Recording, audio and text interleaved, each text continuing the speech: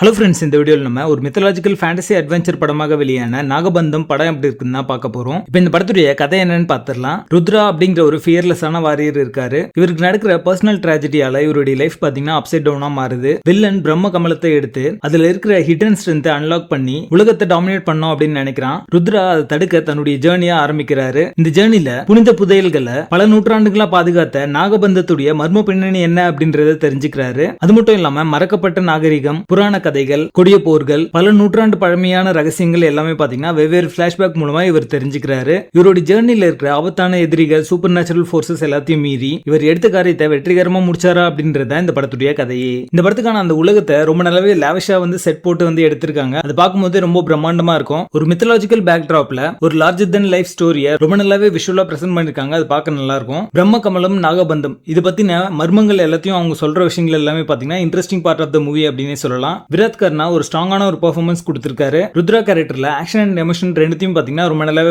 அவருடைய பெர்ஃபார்மன்ஸ் மூலமா எலிவேட் பண்ணிருக்காரு. சப்போர்ட்டிங் ரோல்ல நடிச்ச நபா நதேஷ், ஜெகபதி பாபு, மகேஷ் மஞ்சுரேக்கர் எல்லாருமே பாத்தீங்கன்னா குறைவான காட்சிகள் வந்தாலும் ஒரு நிறைவான பெர்ஃபார்மன்ஸ் கொடுத்திருக்காங்க. Battle and adventure set pieces எல்லாமே ரொம்ப நல்லாவே இருந்துச்சு. ஆக்ஷன் சீக்வன்ஸ் எல்லாம் எலிவேட் பண்ற மாதிரி அது அமைஞ்சது அப்படின்னே சொல்லலாம். இந்த படத்துடைய பிரச்சனை என்னன்னு பாத்தீங்கன்னா படத்துடைய ஸ்கிரீன் பிளே பாத்தீங்கன்னா ஓவர்லோட் ஆனது அப்படின்றது தான். இந்த படம் முழுக்க பாத்தீங்கன்னா போதும் போதும் சொல்ற அளவுக்கு ட்விஸ்ட் அண்ட் டர்ன்ஸ் வச்சுட்டே இருப்பாங்க. பிளாஷ்பேக்கும் வந்துட்டே இருக்கும். சோ இது எல்லாமே பாத்தீங்கன்னா சேர்த்து ஒரு 3 மணி நேரத்துக்கு மேல படம் ஓடிட்டு இருக்கும்போது உங்களுக்கு ஒரு சலிப்பு அப்படின்றது வரதான் செய்யுது. இந்த படத்துக்கான கண்டென்ட்டே குறைவா தான் இருக்கும். குறைவான கண்டென்ட்டை ரொம்ப ஸ்ட்ரெச் பண்ணி சொல்லியிருக்காங்க அப்படின்ற ஒரு ஃபீல் தான் வருது. ட்விஸ்ட் அண்ட் டர்ன்ஸ் நல்லா இருந்தாலுமே ரொம்ப டிராகிங்கா போன ஒரு கதையில அதுக்கப்புறமா ஒரு ட்விஸ்ட் எஃபெக்டிவா இல்ல அப்படின்னே சொல்லலாம். சிஜே பொறுத்த வரைக்கும் ஸ்டார்டிங்ல பாத்தீங்கன்னா ரொம்ப நல்லாவே இருந்துச்சு, கிராண்டா. அதுக்கப்புறமா சில சீக்வன்சஸ்ல பாத்தீங்கன்னா அது சிஜே தான் பண்ணிருக்காங்க அப்படின்றது அப்பட்டமா தெரியுது. குறிப்பா கிளைமேக்ஸ்லாம் இன்னும் கொஞ்சம் பெட்டராவே இருந்திருக்கலாம். இந்த படத்துடைய கேரக்டர் ஆர்க் அண்ட் டெவலப்மெண்ட்ல கான்சென்ட்ரேட் பண்ணாம பிளட் பாத் எடுக்கிற அளவுக்கு எக்ஸசிவான வயலன்ஸ் அண்ட் கோர் இந்த படம் முழுக்க வச்சிருக்காங்க. அது மூலமா எப்படியாவது ஆடியன்ஸ் ஏமாத்திடலாம் அப்படிங்கிற ஒரு தாட்ல எடுக்கப்பட்ட ஒரு படமா தான் இந்த படம் இருக்கு. படத்துடைய பேசிங் ஆவரேஜா இருக்கும். மொத்தத்துல இது ஒரு பிலோ ஆவரேஜ் மூவியா வந்திருக்கு. படத்துல அடர்கான் இருக்கு. இந்த படத்தை நீங்க ஃபேமிலியோட பார்க்காதீங்க. நாகபந்தம் படத்துக்கு எங்களோட ரேட்டிங் 4.5 out of 10.